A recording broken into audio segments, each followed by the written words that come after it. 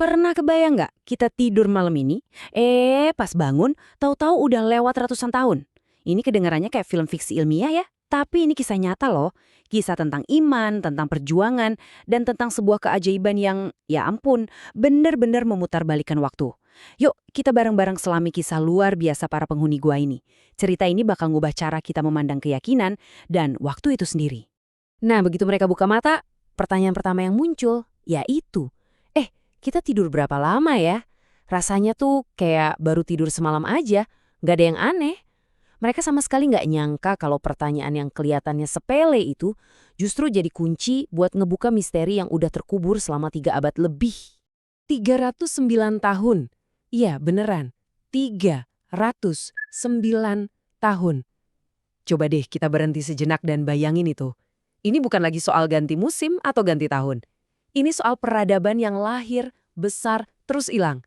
Generasi-generasi datang dan pergi. Sementara mereka semua tertidur pulas di dalam gua.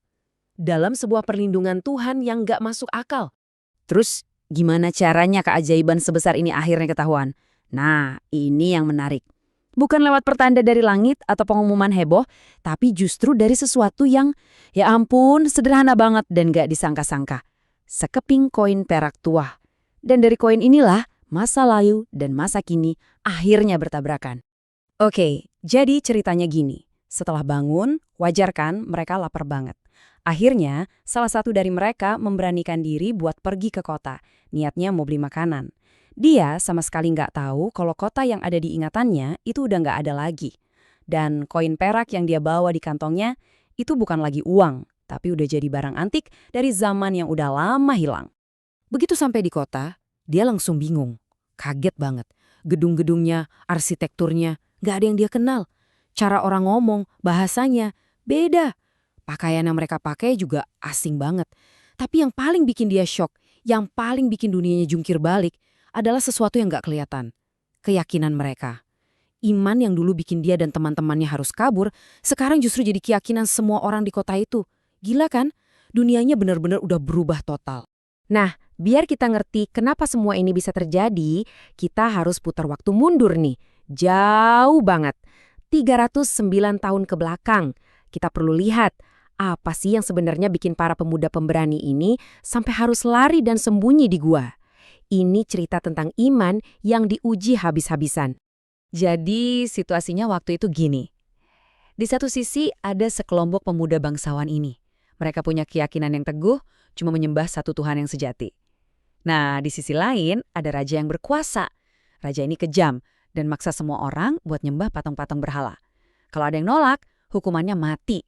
Inilah pertentangan besar yang jadi awal dari semua cerita ini. Dan di depan raja yang zolim itu, mereka nggak gentar sama sekali. Mereka bilang dengan lantang, Tuhan kami adalah Tuhan langit dan bumi. Kami tidak akan pernah menyeru Tuhan selain Dia. Wow. Kalian harus tahu, ini bukan sekedar omongan biasa. Ini deklarasi iman di depan penguasa tiran. Ini sama aja kayak mereka tanda tangan surat kematian mereka sendiri. Kebayangkan sekuat apa keyakinan mereka? Karena udah menentang raja, nasib mereka kayaknya udah di ujung tanduk. Pilihannya berat banget. Lepasin iman atau lepasin nyawa. Tapi ternyata mereka milih jalan ketiga. Lepasin semuanya demi mempertahankan iman mereka. Dan kita harus ingat ya, mereka ini bukan orang sembarangan. Mereka ini anak-anak bangsawan, hidupnya enak, mewah, punya status. Tapi malam itu, semua itu mereka tinggalin. Istana, harta, kenyamanan, keluarga, semuanya ditinggal. Mereka kabur diam-diam dari kota, cuma berbekal iman di dalam dada.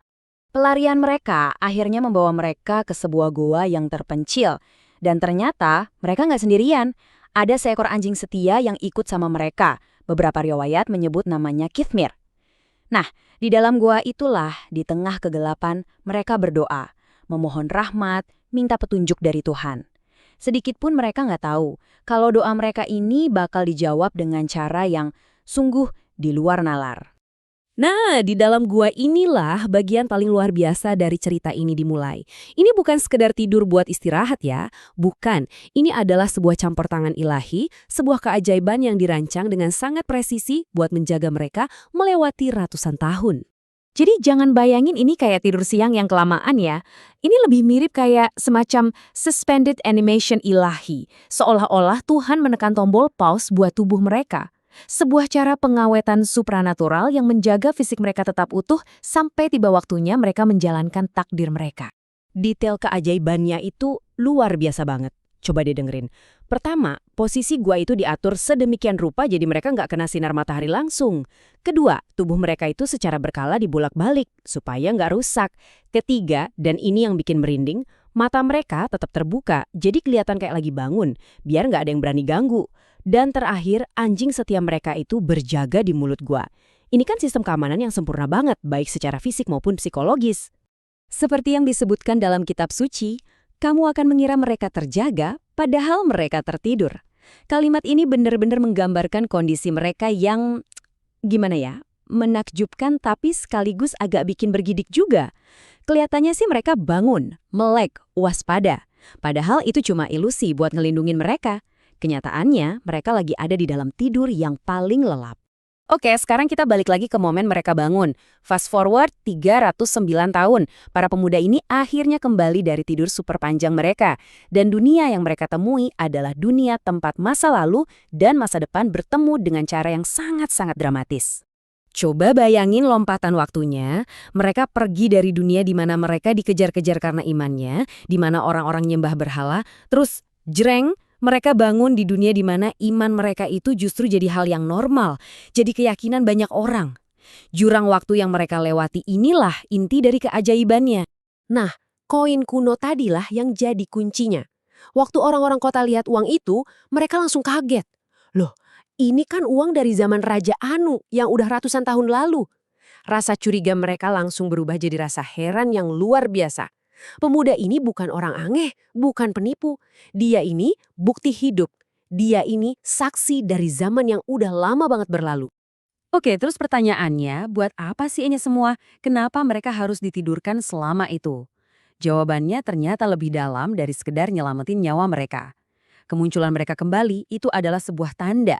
Tanda yang hidup yang bisa dilihat langsung sama generasi di masa depan. Logikanya sederhana, kalau Tuhan bisa menjaga tubuh manusia tetap utuh selama 309 tahun, pastinya Dia juga maha kuasa untuk membangkitkan kembali orang yang sudah mati. Kisah ini bukan sekedar cerita ajaib dari masa lalu ya. Ada banyak banget pelajaran berharga di dalamnya yang masih relevan buat kita sekarang. Yuk kita coba bedah, apa aja sih hikmah yang bisa kita ambil dari gua ini? Setelah cerita mereka tersebar dan pesan utamanya, yaitu bukti tentang hari kebangkitan, udah sampai ke masyarakat, tugas mereka pun selesai. Misi mereka tuntas. Setelah itu, Tuhan pun memberikan mereka istirahat yang sesungguhnya. Kedamaian abadi yang memang udah mereka perjuangkan sejak awal. Jadi, ada beberapa pelajaran penting yang bisa kita petik. Yang pertama, iman yang sejati itu kadang butuh pengorbanan yang total. Kita harus rela ninggalin kenyamanan duniawi. Kedua, perlindungan Tuhan itu bisa datang dengan cara yang nggak pernah kita duga. Ajaib banget. Ketiga, ini ngajarin kita kalau konsep waktu kita itu terbatas banget. Waktu itu sepenuhnya milik Tuhan. Dan yang paling utama, kisah mereka ini jadi bukti nyata kalau kehidupan setelah mati itu benar adanya. Nah, sebagai penutup, saya mau ninggalin satu pertanyaan buat kita renungkan bareng-bareng. Cerita ini kan tentang kekuasaan Tuhan atas waktu ya. Kalau kita tahu bahwa waktu itu bisa diatur, bisa diperpanjang, dijeda, diubah sama kekuatan yang lebih besar, gimana seharusnya itu mengubah cara kita memandang waktu kita sendiri? Cara kita melihat setiap hari, setiap jam, bahkan setiap detik dalam hidup kita. Ini pertanyaan yang dalam banget kan?